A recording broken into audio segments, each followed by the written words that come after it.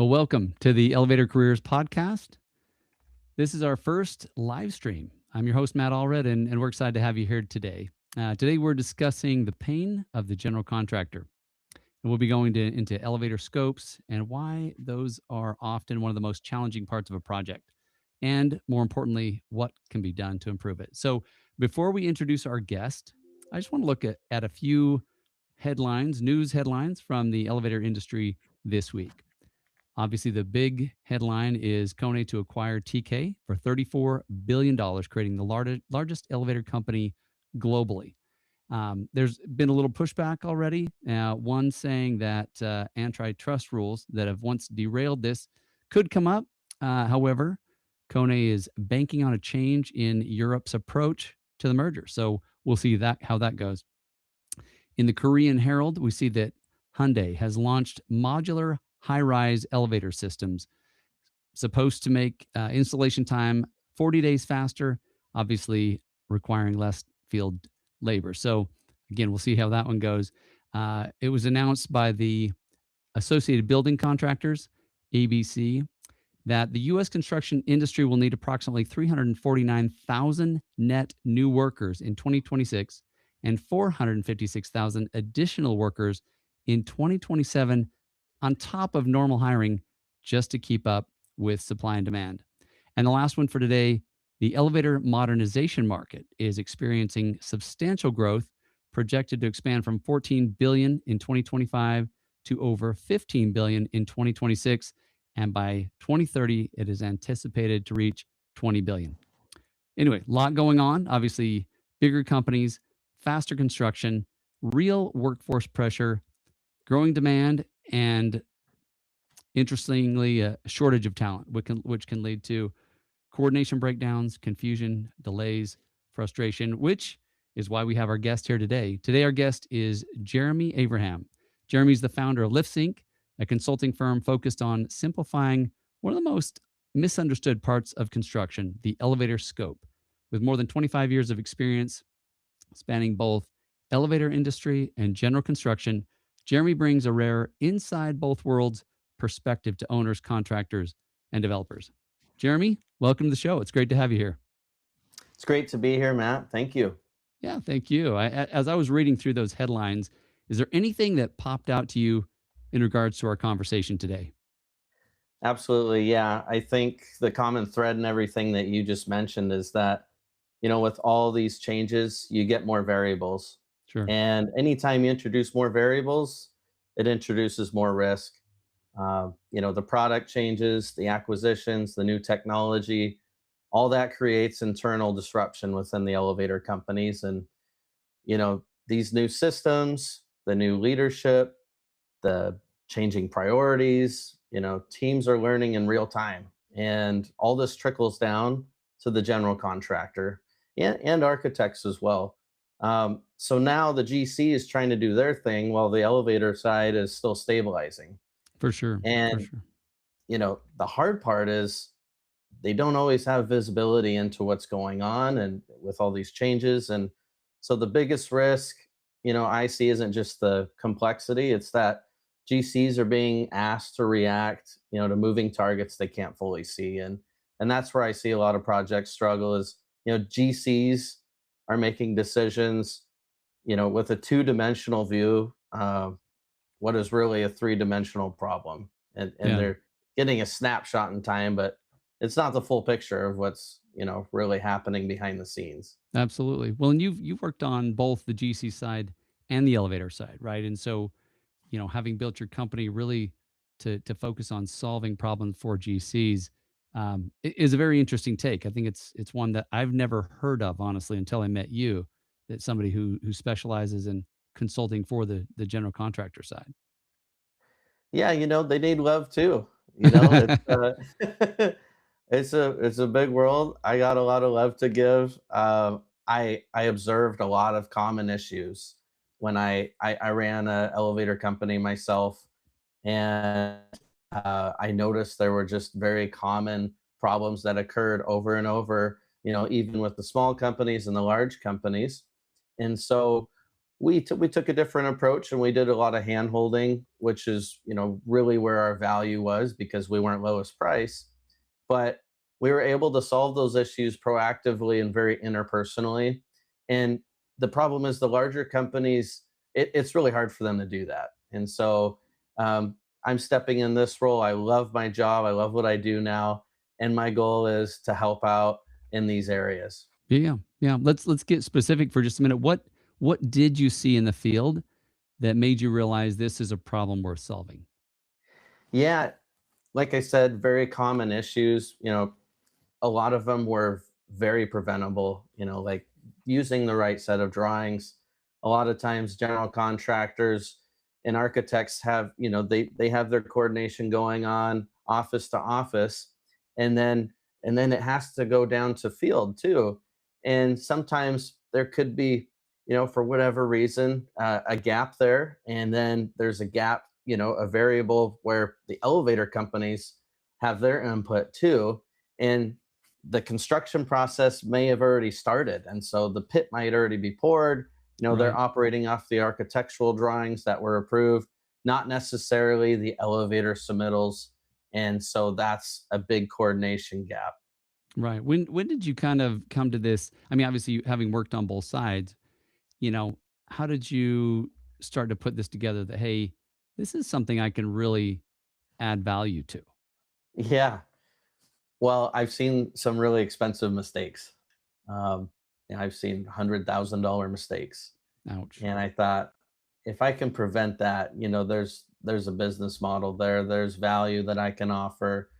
Um, and that's just the technical side of things. This goes a lot deeper. We haven't even talked about, which I'm assuming we will, Sure. some Absolutely. of the trust issues. This is Oh, this is yeah. a relationship between elevator companies, general contractors, and that relationship sometimes needs some repair.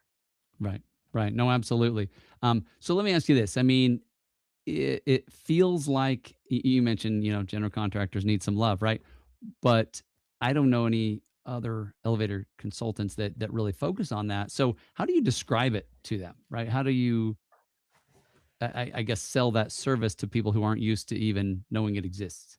Yeah, that's really the biggest challenge for me is creating that awareness. And the other consultant companies, they they do their good job. They have their space, right? And what they typically lean into is specifying the project's demands, what the ownership wants, what the architect has used as a basis of design, um, and then they will do some monitoring. But really, at the end is where they come in and they say, okay, it either meets it or it doesn't meet it, and that's kind of where it stops with them. And so I saw an opportunity to really help in between that process, So helping you with the so coordination pieces.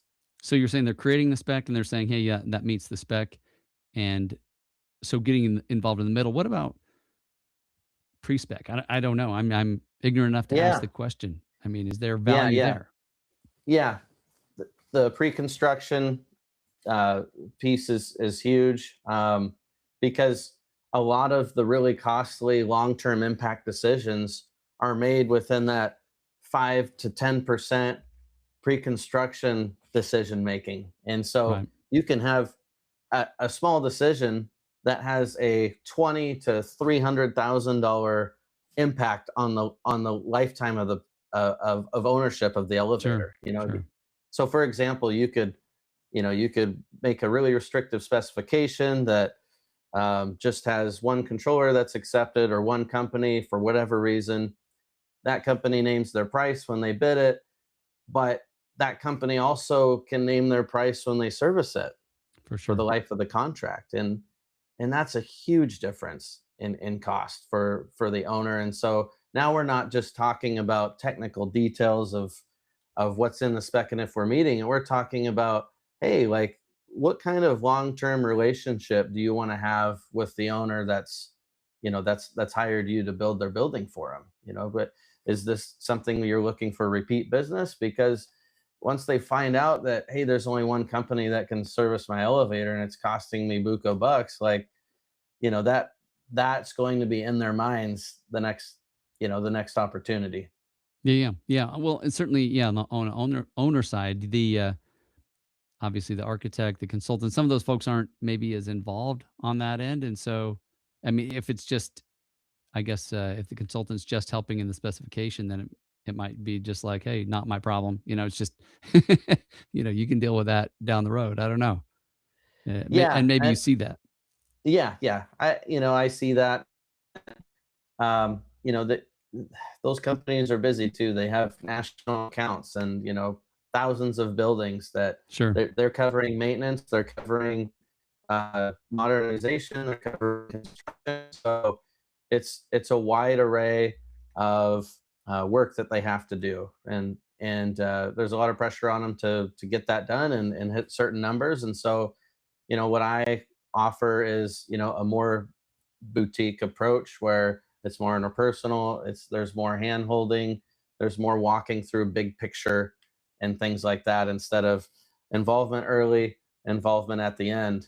And so, really, I mean, I'm involved with projects where I, my services are valuable, and the big consultant company services are valuable as well. Yeah, yeah, absolutely, right. It sounds like it's a kind of a hand in hand, but maybe from a different perspective, right? They may be servicing, meaning the other consultant may be working with the owner, whereas you're working with the general contractor to make sure that Right, they have the right things that they need to start building. So, right. one question here: why do the same preventable issues keep showing up again and again, in your opinion? That's a tough question.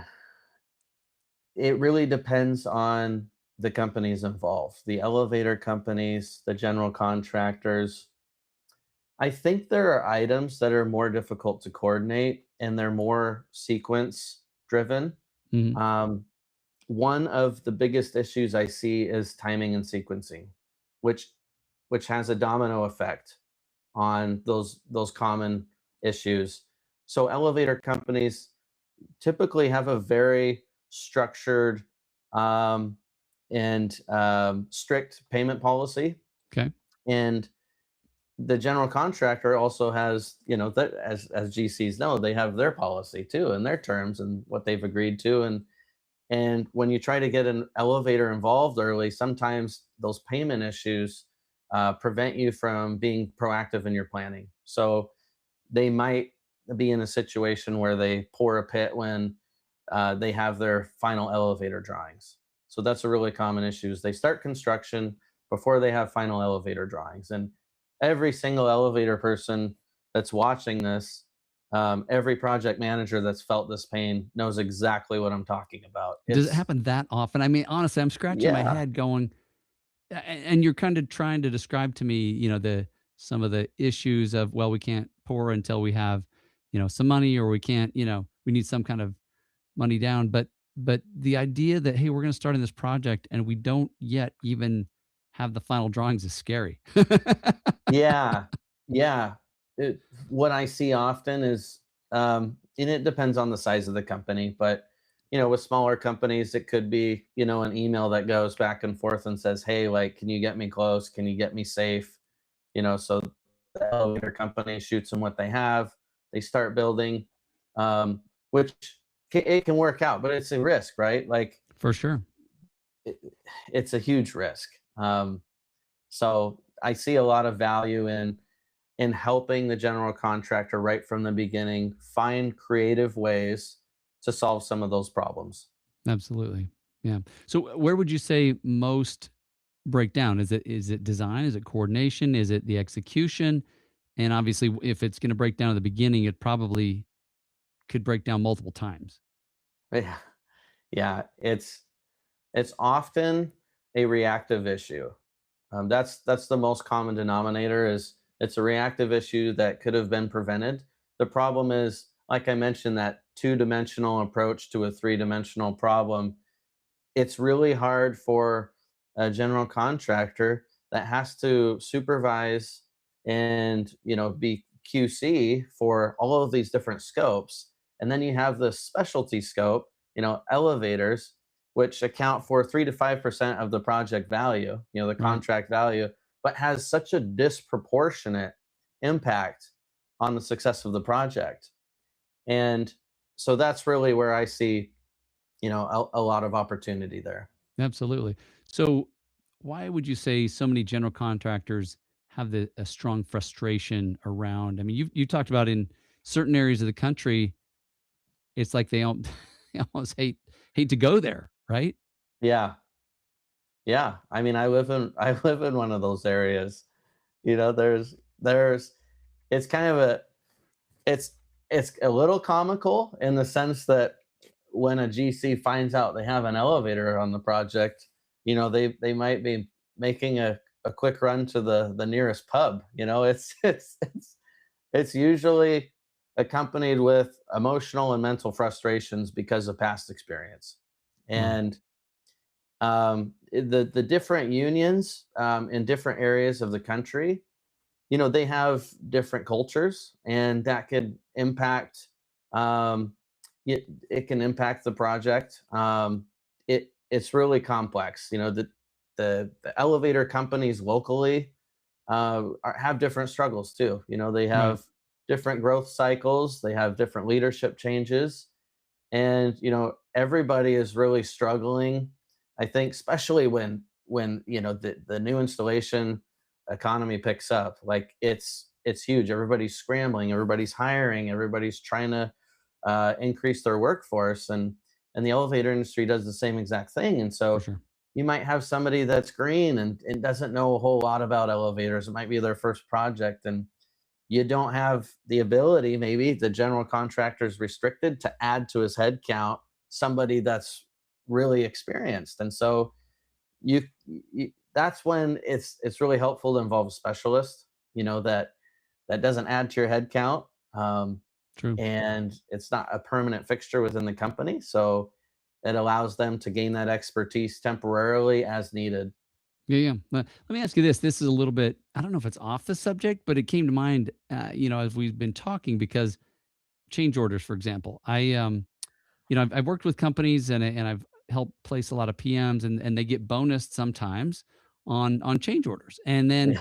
I have one client in particular that says we don't do change orders, right? If somebody's got a change order, we screwed up because we didn't, you know, we all Yeah. screwed up because the plan wasn't ready. They hadn't decided, whatever. We started too early is kind of the idea.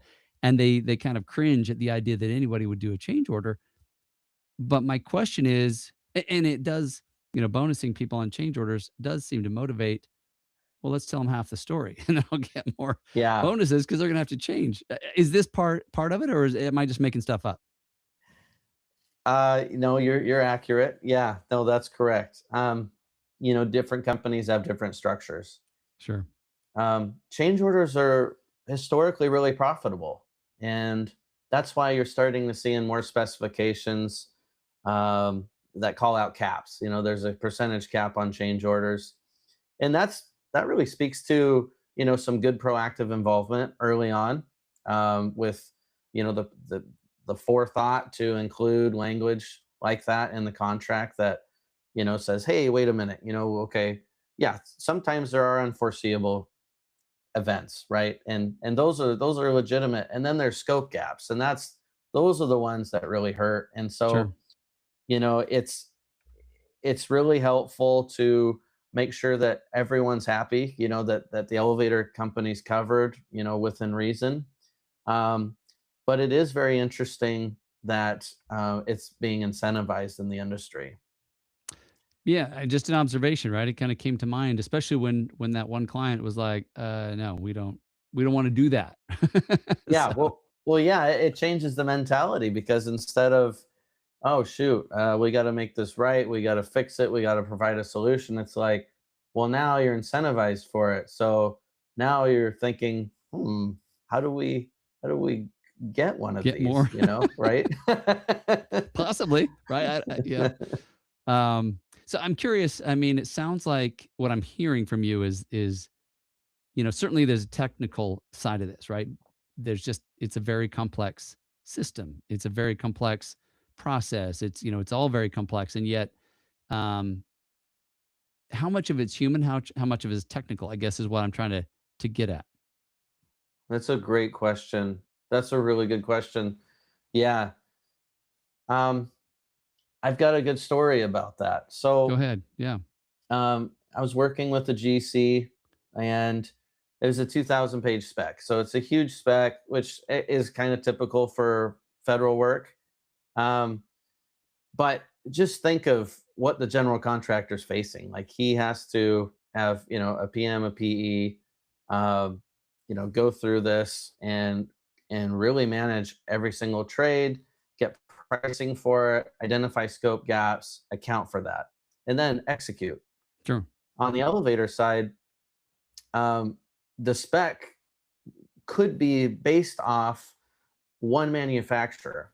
And so it's taking all the electrical data, the controller data, the machine data, the type of machine, and it's in it now. It's in a specification, and so uh, to a person that is not an elevator person that looks at this and they see, okay, one, two, three, four, and then they look at the elevator, what the elevator contractor is providing, and then maybe it says 256, and they're thinking, okay, well, this is not compliant, it doesn't work. When in reality, it's because this is a different company, it's different equipment.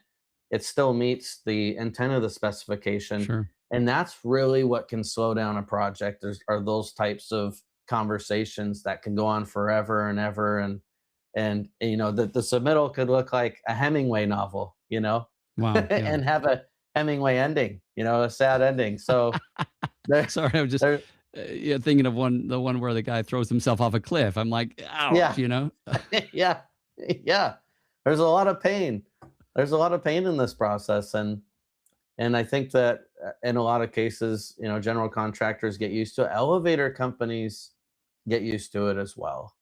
They're not really built to like a general contractor is. They're not used to getting a specification with electrical engineer, structural engineer, an architect, Okay. elevator consultant, another consultant, and then the GC, and then who knows what. All these markups on a document in this middle, and they're like, what am I supposed to do with this? Right. They're not designed to operate that way like a Yeah. general contractor is. And so having somebody step in and act as a risk translator, to translate between the two entities, is super valuable. Right. Right. Well, and that's where you come in, right? So, walk us through a real example where a small misunderstanding turned into a major cost or schedule issue or Yeah, yeah, yeah. And that's perfect, because to piggyback on what I was saying, as an example, the specification, it had the electrical data lined out, and what the elevator company was supplying was different. Um, in addition to that, in this 2,000 page specification, it called for um, two different speeds, and hmm, one speed was required if there was a certain amount of travel. Well, it so happened that this project was just right on the cusp by 6 inches, so technically it required the higher speed. The elevator company was providing the lower speed, hmm, and that can be a change of a machine and a change of multiple things. yeah, It's a domino effect once you change the speed. And so it's also a delay with engineering, even if you catch that change. right, So GCs are working with they bid the job to win it, so they're working in an environment where there's so much pressure on meeting schedule and things going according to plan. These types of things can ruin those plans, but luckily we caught it, because imagine if that equipment was manufactured, shipped off, they're ready to install it. Then sure, they find out, oh wow, we missed this. We got to change out the machine. That could be $100,000 cost difference. wow, Especially if you factor in the damages on yeah. on the contract. How early did you catch it? I mean, did you catch it enough that there was no delay? Yeah, we caught it early enough so there was no delay. Wow. I mean, that right there, I mean, you just, yeah, saved him $100,000, but you probably more than that by the time you figure in all the delay, right? You're talking cost of Oh 100,000. You're yeah. not talking about whatever liquidated Reputation. damages because you didn't show up on time or whatever could Yeah. happen. Well, also think about the impact that would have in the relationship between the general Oh yeah, contractor and the for elevator sure. company. Yeah, You know, it's like, in a marriage, right, I like to use this analogy because it's a relationship. You have finances, you have reputation, you share these different things, and like avoiding a huge fight, can bring about so much success, and right. avoiding that cost and that fight. Well, now you're focusing on the things that are making you money and being productive, instead of trying to fix something that was preventable. No, absolutely. And I'm glad you brought that up, right? What happens to relationship, to the trust, and you mentioned to me that some GCs start budgeting contingencies before they, from the get go. It's like, oh, I know this is going to cost me an arm and a leg. I'm just going to plan on it. Yeah, yeah. I think they get used to the pain. um, they are used to dealing with the pain and the mistakes and the issues, that they're now including money, as a contingency. And what I what I like to tell them is, well, I mean, I can help you with that, right? You don't have to include that money. You can use that money, and that would cover my costs, Sure. and you'll have a better experience. Right. Right. Yeah. No, I mean, yeah. I mean, getting used to the pain is, yeah, it sounds like that's what they're doing. They're just kind of preparing for it, bracing for it. And hey, if you don't have to end up paying out that money, well, great, we won. But we're planning. It's almost like an insurance policy because Yeah, you're gonna get sick or you're gonna go to the hospital or whatever. yeah. Wouldn't it be nice to not have to use that? Yeah, yeah. So tell me about some of the relationships that you've seen. I mean, do you see GCs like shake their head and go, I will not work with that contractor? All the time. But the funniest part about this is that it changes. Um, Okay, tell me. yeah, they'll have a bad experience with one company. They'll blackball them. We'll never use them again. Then things change. Then they have a bad experience with another company, and then they'll say the same thing, and then the cycle just keeps going and So repeating. maybe well that bad experience was 4 years ago, but it's not as fresh as the ones that burned me 3, 2, and 1 years ago. So let's try these guys again. Yeah, and then you get changes, right? You get For different sure. personnel, new products, like you mentioned, but it's also like, when you try somebody new, there's pros to it and there's cons to it. Like, it's unfamiliar territory. Um, it requires an extension of trust, right? So, wouldn't it be nice if we could improve the relationships that have tenure, For sure. and get to the root causes? And you can't always do that, right? That Right. but if there are the opportunities there, I think that that's something that's worth fighting for. Yeah, yeah. Well, and you mentioned, the change that, there's personnel changes, right? So and so got promoted and somebody else has been, is backfilling them. Quick shout out to the audience though, where have you seen breakdown? If you've seen it happen, right? Is it drawings, communication, execution, scheduling, relationships? Invite you to drop it in the chat. I've seen just in my work as a recruiter, right? I help people find jobs. And so I've wondered myself, like, okay, if this PM walks off that project, what is that going to look like? Right. It makes me nervous sometimes, and they're like, hey, Right. I'm ready to go. I'm like, okay, it's your choice, not mine. Right. There's no such thing as poaching. It's people choosing. Yeah. And what is the market like right now for that? I mean, we're keeping busy. There's a Yeah. lot of movement, right? People are always interested in a new opportunities and growing their career. But I think back to your point, it does can create coordination issues if, oh, well, that was the guy that knew what was going on. We've got a brand new team here, and we've dropped some balls. We don't know what's going on. Yeah. I have a client in Florida. It's funny you mentioned this. He called me because he wasn't able to get in touch with somebody. And this was for weeks, months, and he's trying to get an inspection. And so my job was to find a way to get this company on the phone with him. Wow. That was So it. he called you because he knows you, and he's saying the elevator contractor won't talk to me.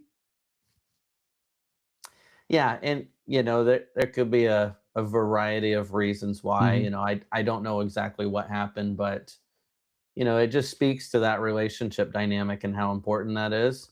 Yeah. And also the personnel changes. Like what I had heard was that in that area there have been a lot of personnel changes, and like that's hard to control. Sure. In the construction industry, in the elevator industry, those things happen. Yeah. Yeah. Absolutely. Obviously, you got real pain, you got real cost, and it sounds like in a lot of cases people just accept it, right? Even plan for it, budget for it. Let's talk a little bit about how this actually gets better. Um, if who knows, maybe somebody listening right now thinking, yeah, that sounds like every project I've ever been on. Um, what would you say prevents these problems? It's a proactive approach 100% of the time. And the difficulty, I was in sales, so I totally understand this, is that your goal is to win the job. And when you start adding more and more costs, it makes it less likely to win the job.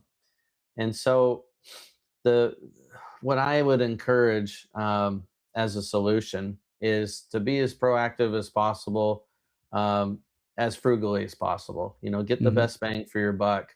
It's there are very practical steps you can take. Like having somebody take a look at the different bids that you got, because there is so much opportunity there for addressing the scope gaps. Like that's a huge issue.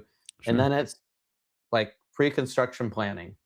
What are the payment terms of the elevator contract? How could that impact you negatively? How do we plan for that? How do we account for it?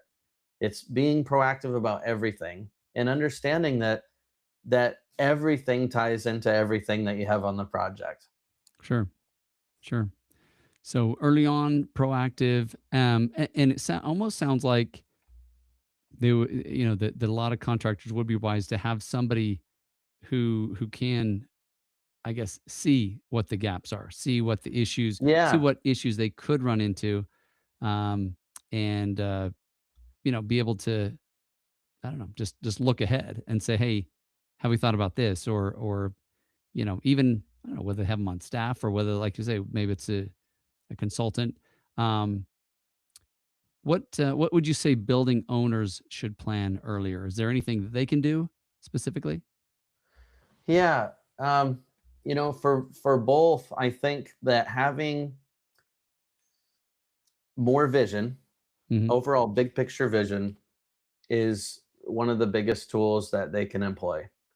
And it's unrealistic to expect a general contractor, a building owner, to know the market insights in their geography, right? Hmm. Like they're not going to know how the five different offices are doing locally, and staffing and competency wise. They're not going to know how many crews they have. They're Sure. not going to know the competencies of those crews. They're not going to know about products becoming obsolete or what's on the horizon. And so, employing a tool that can be like binoculars, so they can see farther downstream, Sure. is huge for them. And with that is what their maintenance looks like for building ownership. What long term maintenance risks they have, what flexibility they have. The more flexibility you can give them, the better. Yeah. Yeah. So you said a tool. Is there a specific tool that can help them with that? Yeah, well, I mean, it's expertise. Bringing in some technical expertise, which is why I formed LiftSync is Hmm. to be that tool that they can wield. Sometimes you need a scalpel, sometimes you need a sledgehammer, For sure. and so just knowing that exists and having that is half the battle. Yeah, yeah, yeah. So one of our audience members is saying scheduling is where they've seen the biggest breakdown, and I'm sure they all kind of work together to you talked about using the drawings that weren't finished.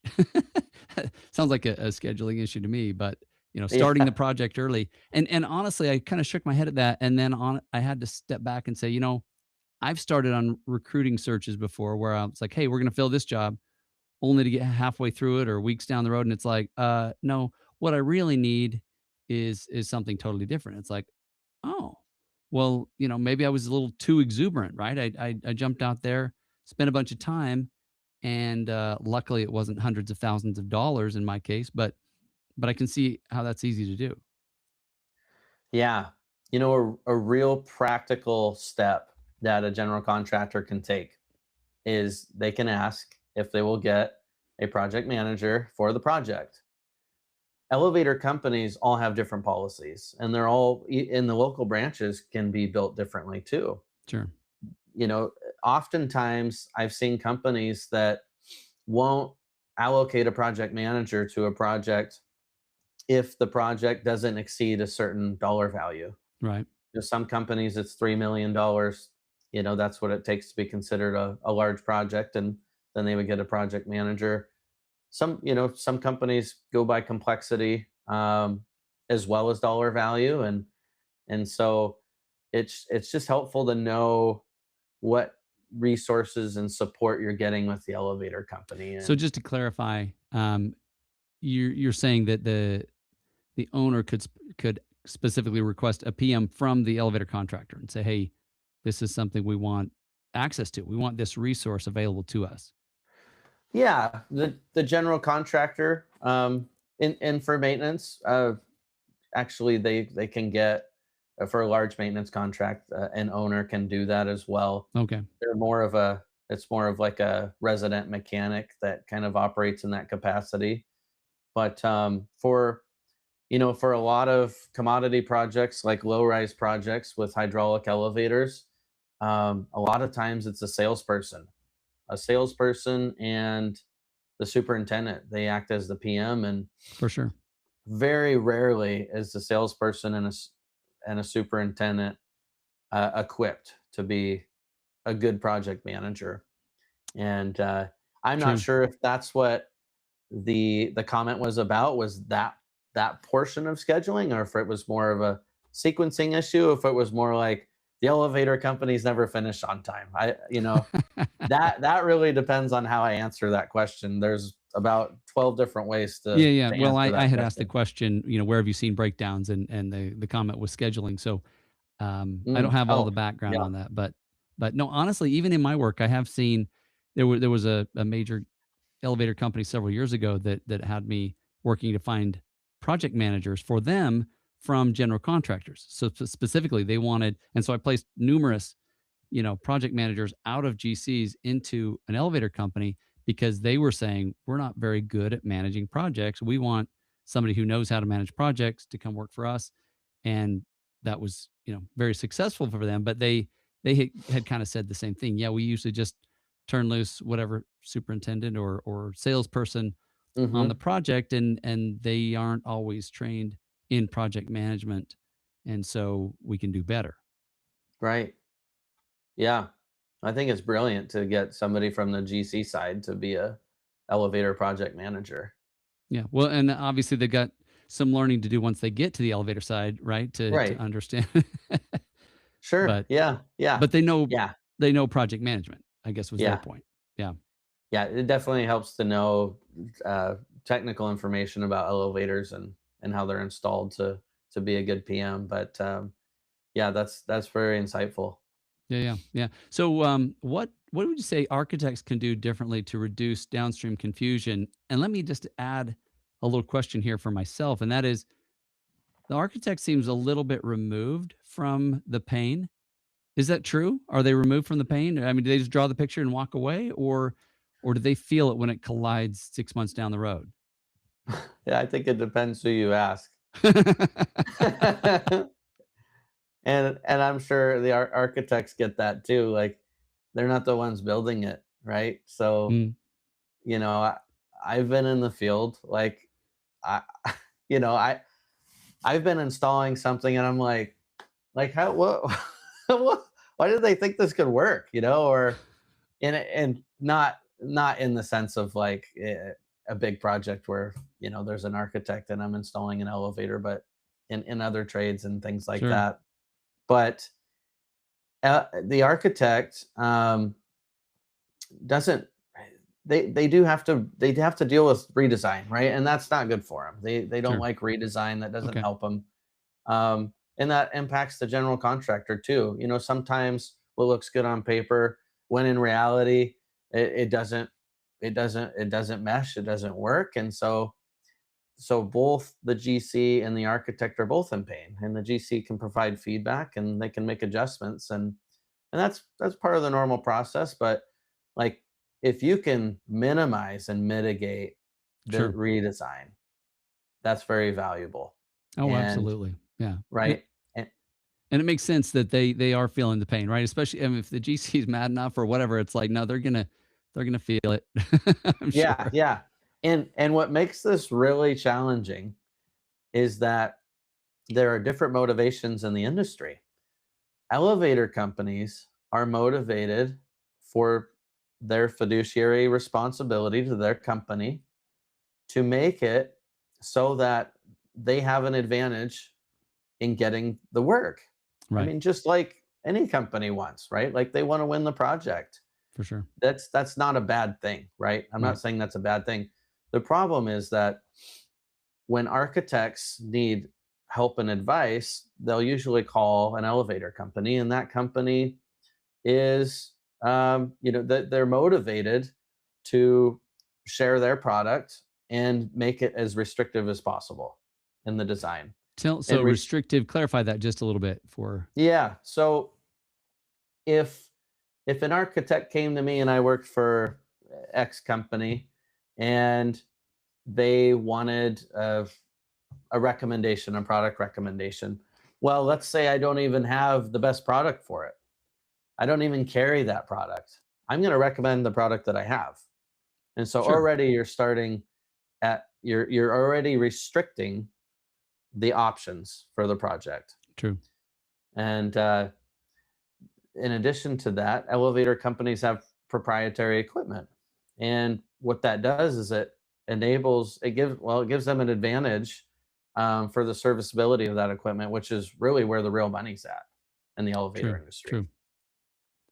Well, and if they've helped, I'm hearing you say that if they've helped advise or help, with that specification, and they've specified something that's very, very specific or only they have, well, then Mhm. there's that much more likely that they're going to get the bid and they're going to get the service, and they've kind of just helped write it to the plan. Yeah, yeah. I mean, that's the ideal circumstance for the elevator company is they help out the architect. The architect uses them as a basis of design. Mhm. It restricts the competitive landscape. So that elevator company that helped now has a huge advantage in winning the work. Yeah. So I know there's a lot of growth on the elevator consultant side, right? Do you see a lot of consultants being that person that helps write the spec now? Yeah, absolutely. Yeah. The best thing you can do for an architect is increase flexibility so that they don't run into those issues. Mhm. Because and I'm just going to rewind just a little bit to because I think there's an important point there Yeah. that we really want to emphasize is with without that flexibility, and with less competitive landscape, and with a more restrictive specification, well, what ends up happening oftentimes is a general contractor is getting pricing. The company, the elevator company that is the basis of design, usually submits a higher price. Sure. because they have an advantage. So the GC is now looking, okay, well, this guy's like way higher. I'm going to try to make this other bid work for this other company that's not the basis of design. Mhm. We're going to submit a substitution request. So they do that, and everybody on the architectural side does the best they can to make sure it doesn't change the design. But guess what it does? It changes the design usually, Wow. and Okay. it changes little nuances like the submittal approval process. It creates a lot of confusion during that process. Typically, that's when you get the Hemingway novel, and that's what can really impact the project. Interesting. So there's a lot of pain in changing that specification. So Yeah, do you find some architects create a more general specification so that maybe it's non-proprietary or maybe any of the proprietary fits because as long as it meets basic standards, I mean, does that happen more often or maybe not often enough? I don't know. I think that's their goal. Okay. But sometimes elevator companies don't want to help with certain projects. Hmm. I remember this during the construction boom we had. There were certain projects, government projects, that the elevator company was not interested in pursuing. Hmm. And so there wasn't really motivation to help those on those specific projects. So the architect sometimes is just really looking for anyone that'll help them. And when you finally get help, you're getting help from a company that's reluctant. And so they're really kind of making it even more restrictive. So Oh wow. they're like, okay, well, this isn't within our business interest. So therefore, we have to make this really worth our while.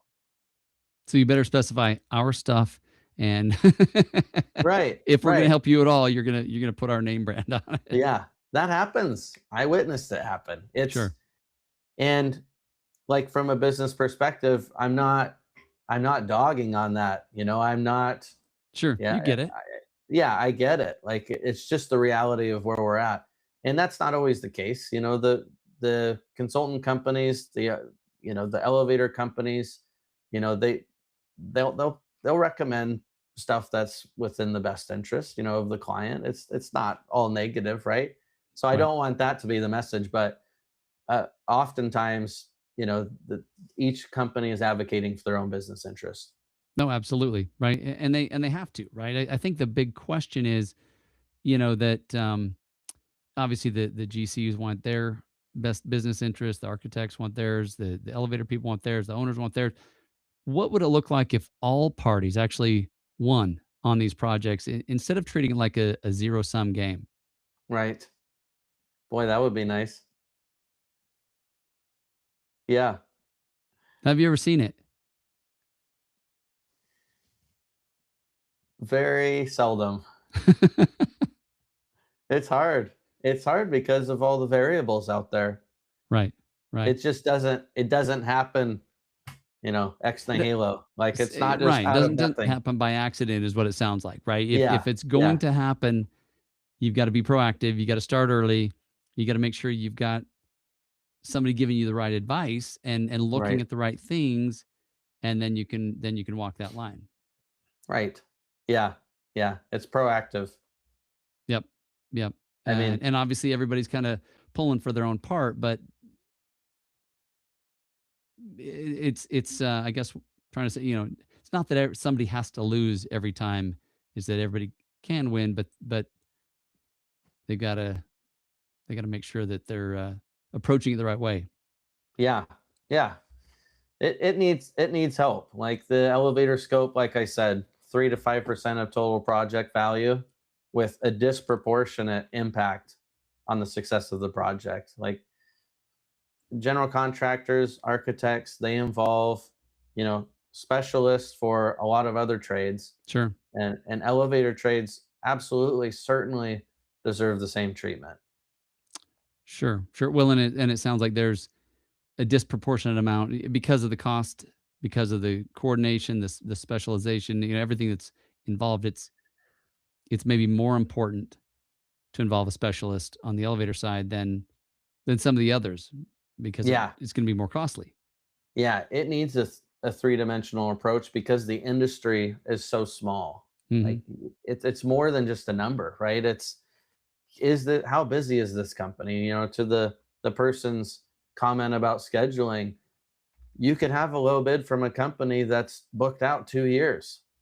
And so like it doesn't really matter. Like you have to know what questions to ask, but you also have to know the market and be inside of Absolutely. it and live and breathe it. Yep. Yep. So let's take a minute and just ask our audience. If you have a question, go ahead and ask it. Put it in the chat. We'll take a few minutes and look at those, see if any come in, or maybe we've answered everything. I don't know, but we'll just pause for just a second.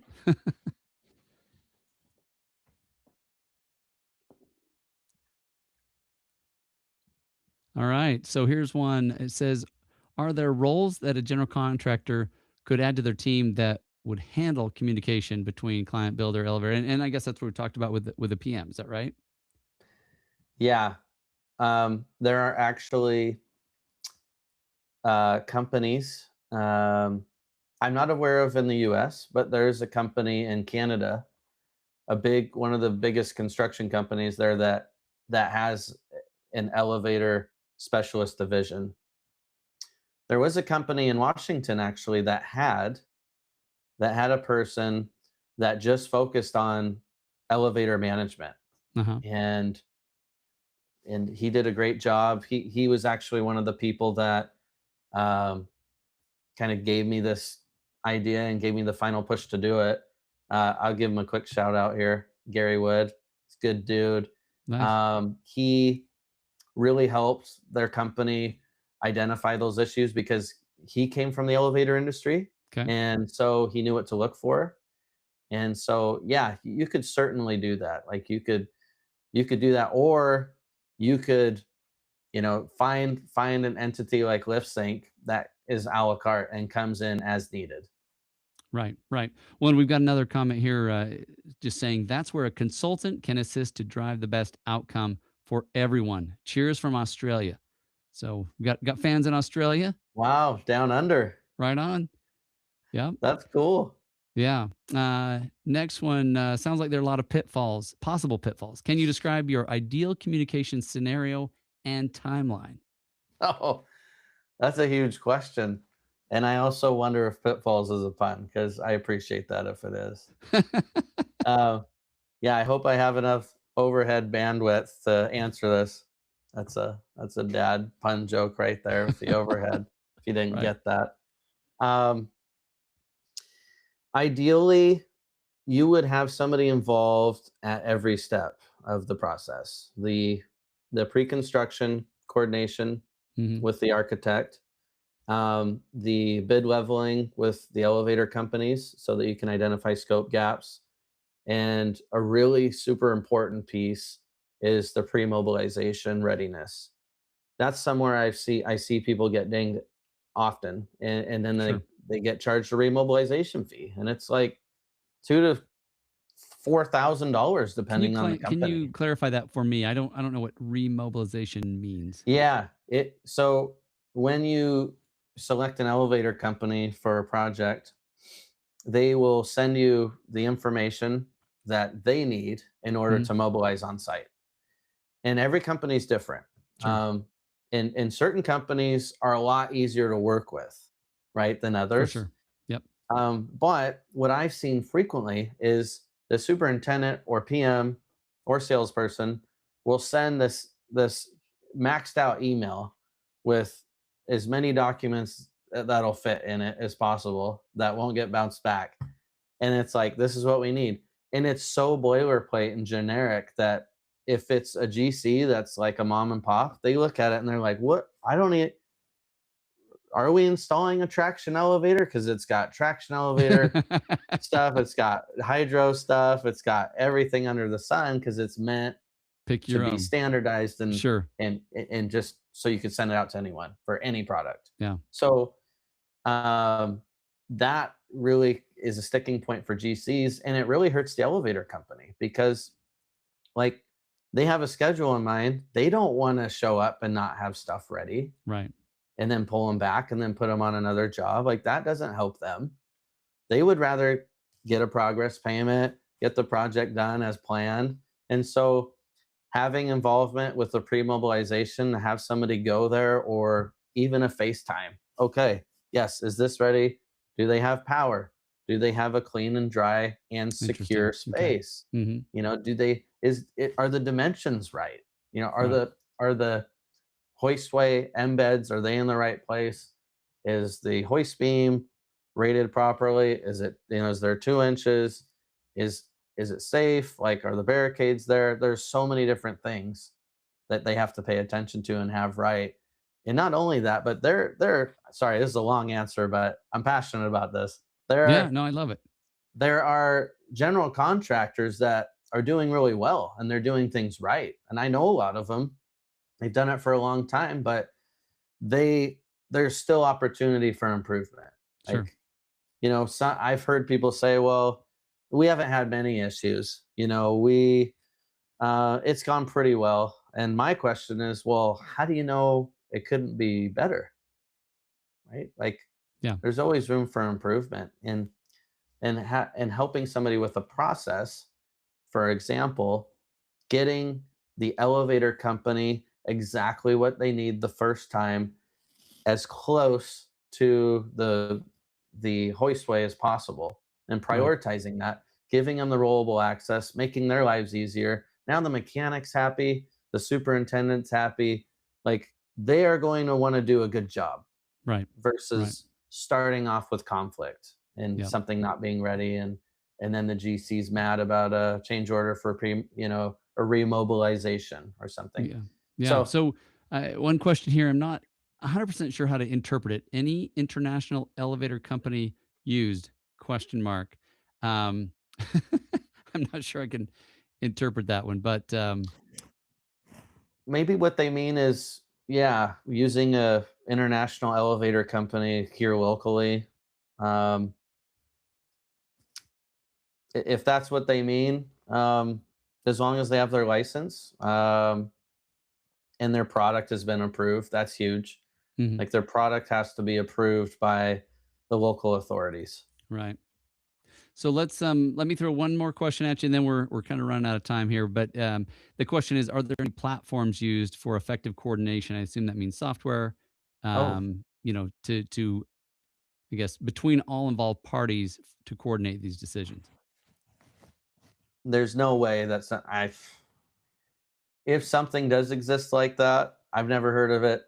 There's very, very unlikely that exists, because I remember working for, you know, multiple companies and getting invited to these. And the problem is that every general contractor or architect has their platform that they prefer. And so really, if they all do that, then we have to like master like 5 different platforms, on the Right. elevator side. And that's not practical. So most companies just won't use it. Elevator companies will refuse to use it. There's too many out there. There would have to be like a monopolization, just like the So platform it's to not that use. they It'd don't be exist. It's just that getting everybody on the same software is Yeah. not Yep. likely to happen, doesn't happen, won't happen if everybody's got Yeah. their own thing. Um, so last comment from one of our listeners, prior proper planning prevents poor performance. So I think you've spoken well to it. Let's just wrap Love it. up real quick here. I've got just a few. These are lightning round questions, and I just want you to answer these as quick as possible. Just give you 3 or 4 before we finish up. Um, y- the you can answer 1 or 2 questions, right? Biggest mistake general contractors make with elevator scope. It's not having a good scope alignment meeting. Okay. One thing architects misunderstand about elevators. They are very custom to the space they're being designed for. Okay. One thing elevator companies misunderstand about GCs.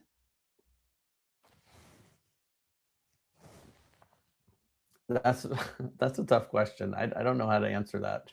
Pass. Okay. Biggest hidden cost in elevator problems. The biggest hidden cost is the long-term commitment. So that early decision that's made for the elevator company, Uh-huh. You often don't realize how big of a decision you made until the maintenance comes into play. Okay. Earliest warning sign a project is headed for trouble. There's so many signs. Um, if if you can't get a straight answer from the elevator project manager or superintendent about the crew that will be used for the project.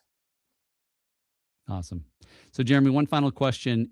If the right person is listening today, what do you want them to rethink after hearing this conversation? Yeah, you can do something about the issues that you've experienced, and it takes a proactive approach. Perfect. Well, Jeremy, this has been incredibly insightful. I think you put words to things that maybe others hadn't articulated and maybe are feeling.